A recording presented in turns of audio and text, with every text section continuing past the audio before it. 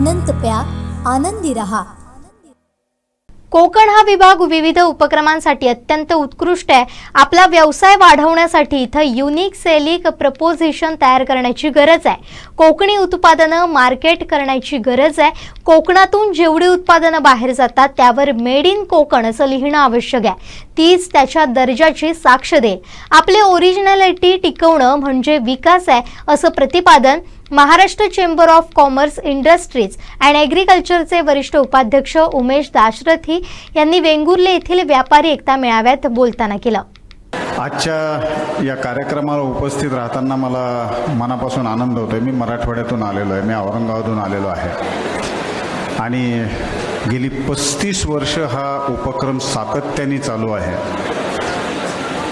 सामाजिक संघटनांशी मी देखील बऱ्याच प्रमाणात जोडला गेलेलो आहे आणि त्याच्यामुळे मला ही कल्पना आहे की 35 वर्ष सातत्याने एखादा उपक्रम चालवणं हे किती अवघड असतं। ह्या उपक्रमातून मला वाटतं आपल्या विभागातील व्यापाऱ्यांची एकतेची मानसिकता दिसून येते। त्यामुळं आपण सर्वांसाठी या 35व्या एकता मेळाव्याला एकदा जोरदार टाळ्यांच्या गजरात दाद द्यावी अशी माझी विनंती आहे। आत्ताच उल्लेख झाला, गेली 2-3 वर्ष आपली किती कष्टात गेली आपल्या सगळ्यांना माहिती आहे। वेगळं काही सांगायची गरज नाही आहे। कोविड काळामध्ये सगळ्यांनीच खूप मोठ्या प्रमाणावरती त्रास भोगला आणि बरेच चॅलेंजेस तयार झाले आणि त्यातलं मला वाटतं सगळ्यात मोठं चॅलेंज अजून जास्त अंगावरती आलं, जे आधीपासून होतं पण अजून जास्त अंगावरती आलं, ते आहे ऑनलाईन सेल्स। आणि ऑनलाईन सेल्समधून व्यापाऱ्यांना किती त्रास होतोय हे सगळेच जण आपण जाणतो आहोत। ही जी गोष्ट आहे म्हणजे मुद्दाम स्पेसिफिकली मी या विषयावरती 2 मिनिट आपले घेणार आहे, कारण ऑनलाईनमुळं सगळेच त्रस्त आहेत आणि ऑनलाईन हा आपल्या जीवनाचा अविभाज्य भाग होतो आहे। म्हणजे एकीकडं आपण जे व्यापार करतो, व्यवसाय करतो, ही मंडळी आपण ऑनलाईनबद्दल बरीच चर्चा करतो, पण त्याच वेळेला बऱ्याचदा आपल्या घरामध्ये ऑनलाईन वस्तू आलेल्या असतात, आपल्या माघारी म्हणा किंवा आपल्या समोर म्हणा। त्याच्यामुळे ऑनलाईन व्यापार हा मोर ऑर लेस जीवनाचा अविभाज्य भाग होतो आहे। थोडंसं खेदानी सांगावं वाटतं की हा विषय आपल्यासाठी खूप महत्त्वाचा, जिव्हाळ्याचा असला, आपल्याला नको असला तरी तो येतो आहे आणि तो येणार आहे। आणि व्यवसायामध्ये जर समजा आपल्याला याच्या पुढं टिकायचं असेल, वाढायचं असेल, काही वेगळं काही करायचं असेल तर आपल्याला याला तोंड देणं आवश्यक आहे। हे तोंड देताना कुठल्या पद्धतीने तोंड द्यावं किंवा इतर मंडळी काय करतायत याचा मला वाटतं थोडासा जर अभ्यास केला तर याला आपल्याला व्यवस्थित पद्धतीने काउंटर करता येऊ शकतं। सरकारशी भांडणं, सरकारकडनं काही सवलती घेणं किंवा सरकारला ऑनलाईनवर काही रिस्ट्रिक्शन्स टाकायला सांगणं हे संघटना करतील, संघटना करतायत, आपण देखील त्याच्यामध्ये सहभागी होतो आहोत। पण तरी देखील आपल्याला हे गृहीत धरावं लागेल की याचा इम्पॅक्ट हा होणार आहे आणि हा इम्पॅक्ट जर काढायचा असेल तर त्याच्यासाठी आपल्याला वेगळं काहीतरी करावं लागेल। जे आत्ता करतो आहोत तेच जर आपण करत राहिलो तर कदाचित याच्यावरती आपल्याला फारसे उपाय सापडणार नाहीत। मी काल कुडाळमध्ये काही प्रतिष्ठित उद्योजक, प्रतिष्ठित व्यापारी मंडळी यांच्याशी चर्चा करत होतो आणि मला असं एक लक्षात आलं की चंद्रशेखर पुनाळेकर जे आमचे व्हाईस प्रेसिडेंट देखील आहेत, त्यांनी आणि त्यांच्या सहकार्यांनी इथंच वेंगुर्ल्यामध्ये वेंगुर्ला मँगो ग्रोवर्स असोसिएशनसाठी एक कंपनी स्थापन केलेली आहे, ज्या माध्यमातून ते काहीतरी करायचा प्रयत्न करत आहेत आणि मला मनापासून आनंद झाला, कारण असा प्रयोग नाशिकमध्ये अत्यंत यशस्वीरित्या झालेला आहे। म्हणजे तुम्हालाही कदाचित माहिती असेल, सह्याद्री फार्म, विलास शिंदे म्हणून आहेत, त्यांनी 12 वर्षापूर्वी ती कंपनी स्थापन केली। अत्यंत छोट्या व्यापाऱ्यांची, छोट्या शेतकऱ्यांची ती कंपनी आहे। त्यांच्याकडं आज 18,000 शेतकरी आणि व्यापारी जोडले गेलेले आहेत। 30,000 एकर हे त्यांचं क्षेत्र आहे, ज्या क्षेत्रावरती ते द्राक्ष पिकवतात। त्यांनी ही गोष्ट जाणून घेतली की जर समजा आपल्याला ऑनलाईनच्या जमान्यात टिकायचं असेल तर आपल्याला स्केल ऑफ इकॉनॉमी वाढवली पाहिजे। आणि त्याच्यामुळे सगळे एकत्र आले, सगळ्यांनी एकत्र प्रयत्न केले, एकत्र द्राक्षांची शेती केली. म्हणजे आज ते 9 वेगळी वेगळी पिकं घेत आहेत, पण प्रमुख त्यातल्या 80-85% द्राक्षांचीच बागायत ते करतात. आणि हे एकत्र करून इकॉनॉमी ऑफ स्केल करून एक शक्ती तयार केली, ज्या योगे ऑनलाईन ऑफलाईन याचा त्यांच्यावर कुठलाही परिणाम होत नाही. कुणालाही द्राक्ष पाहिजे असतील तर त्यांच्याकडेच यावं लागतं.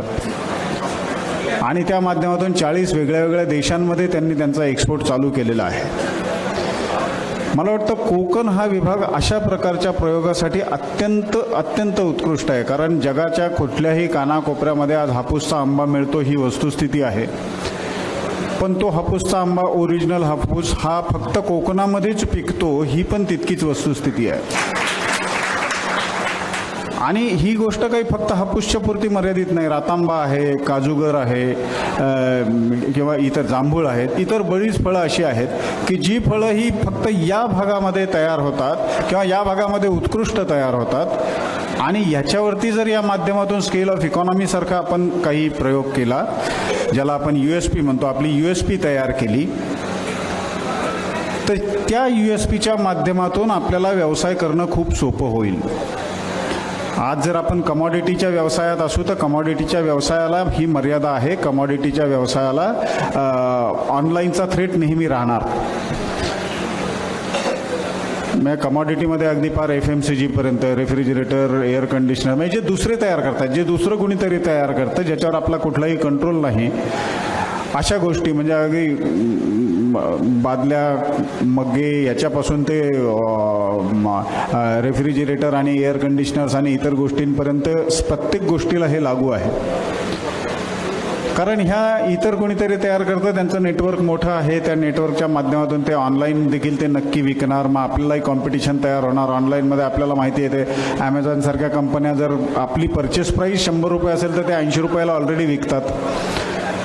त्याच्यामुळे हे कट करण्यासाठी आपल्याला आपला USP तयार करणं आवश्यक आहे. युनिक सेलिंग प्रपोजिशन, कशामुळं माझा प्रॉडक्ट कशामुळं घ्यावा. आणि हे USPs कोकणामध्ये खूप मोठ्या प्रमाणावरती आहेत. ही USP तयार करताना त्यात जर काही व्हॅल्यू ॲडिशन्स झाल्या, म्हणजे काही जांभळाचे विविध प्रकार तयार करता आले, काही नारळाचे विविध प्रकार तयार करता आले, तर ते that will be added advantage. आणि अर्थात मी हे जेव्हा सांगतोय तेव्हा मला याची पण कल्पना आहे की कोकणात हे प्रयोग मोठ्या प्रमाणावर चालू आहेत. मी बांबू क्लस्टर देखील पाहिलेलं आहे. अत्यंत सुंदर प्रयोग आहे बांबू क्लस्टर. याच्यासारखे अजून बरेच सारखे प्रयोग व्हायला पाहिजेत. आणि आपली जी मार्केटिंगची स्ट्रेंथ आहे, व्यापाऱ्यांची जी मार्केटिंगची स्ट्रेंथ आहे, ही मार्केटिंगची स्ट्रेंथ आपल्या भागातला माल विकण्यासाठी शक्य तितकी जास्त वापरली गेली पाहिजे, जेणेकरून आपल्या विभागाचा विकास होईल, आपल्या विभागामध्ये रोजगार मिळायला लागेल. कोकणी माणसाची म्हणजे मी मराठवाड्यातला आहे. मी सुदैवाने महाराष्ट्र चेंबरच्या जबाबदारीच्या पोझिशनवर आहे. महाराष्ट्रभर मला फिरायची संधी मिळते. त्याच्यामुळं आणि याच्याचबरोबर माझ्या वैयक्तिक व्यवसायाच्या निमित्ताने मी देश परदेशामध्येही फिरत असतो. आणि प्रत्येक विभागातल्या माणसांची काही वैशिष्ट्ये असतात, ती वैशिष्ट्ये लक्षात येतात. म्हणजे आमच्या मराठवाड्यामध्ये आळस हे एक वैशिष्ट्य आहे. नागपूरमध्ये तिखटपणा हे वैशिष्ट्य आहे. माणसाच्या जितकं तिखट ते खातात तितकाच तिखट स्वभाव पण असतो. आणि असं जेव्हा कोकणाकडे मी पाहतो तेव्हा कोकणाच्या माणसांची तुलना मला जपानी माणसांशी करावी वाटते. जपानची आणि कोकणची भौगोलिक परिस्थिती साधारणपणे सारखीच आहे. जपानही पूर्ण किनारपट्टीला आहे, कोकणही पूर्ण किनारपट्टीला आहे. जपानी माणूस हा अत्यंत मेटिक्युलस असतो. त्याला कुठलीही गोष्ट परफेक्ट लागते. कोकणी माणसाचंही तसंच आहे. जपानी माणूसही स्पष्ट वक्ता असतो, तितकाच कोकणी माणूसही स्पष्ट वक्ता असतो. आणि हे सांगण्याच्या पाठीमागचं एक महत्त्वाचं कारण असं आहे की ही जी मानसिकता आहे, या मानसिकतेतूनच 1940 नंतर जेव्हा जपान पूर्ण बेचिराख झालेला होता आणि त्याच्यातून जो उभा राहिला, हे उभं राहण्यामागे त्यांची ही मानसिकता कारणीभूत होती. आज जपानमध्ये कुठल्याही प्रॉडक्टवरती जर मेड इन जपान लिहिलेलं असेल तर आपण त्याच्या क्वालिटीबद्दल कुठलीही साशंकता बाळगत नाही. आणि कोकणी प्रॉडक्ट्सही तेच आहे, फक्त हे तितक्याच पद्धतीने मार्केट करण्याची आवश्यकता आहे. त्याच्यामुळे मला असं वाटतं की कोकणातून जितकेही प्रॉडक्ट जातात त्याच्यावर प्रोड्यूस ऑफ कोकण किंवा मेड इन कोकण हे लिहिणं आवश्यक आहे. तेच त्याच्या क्वालिटीची साक्ष देईल. हे सगळं आपल्यासमोर मांडताना जी काही इथली उद्योजकता आहे, जी इथली व्यापारी वृत्ती आहे, एक अत्यंत चांगला असा ॲटिट्यूड आहे.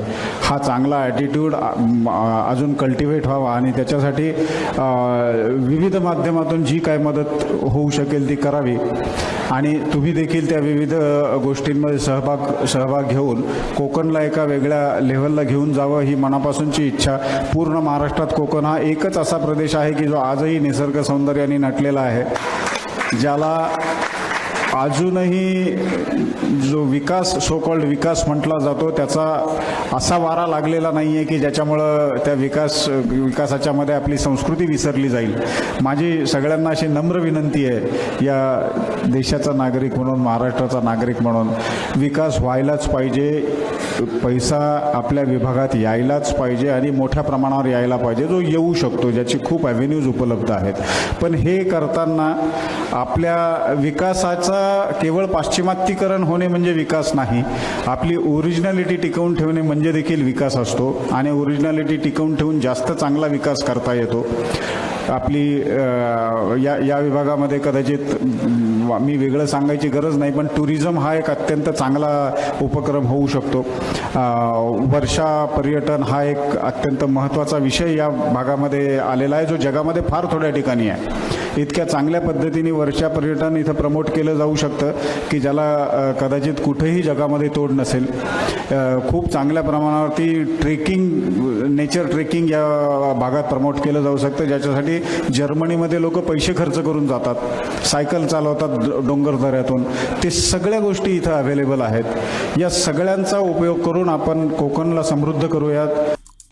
आमचे दिवसभरातले सर्व अपडेट्स, ताज्या घडामोडी आणि थेट लाईव्ह पाहण्यासाठी सबस्क्राईब करा, लाईक करा कोकणचं नंबर 1 महा चॅनल कोकण 7 लाईव्हचं YouTube चॅनल.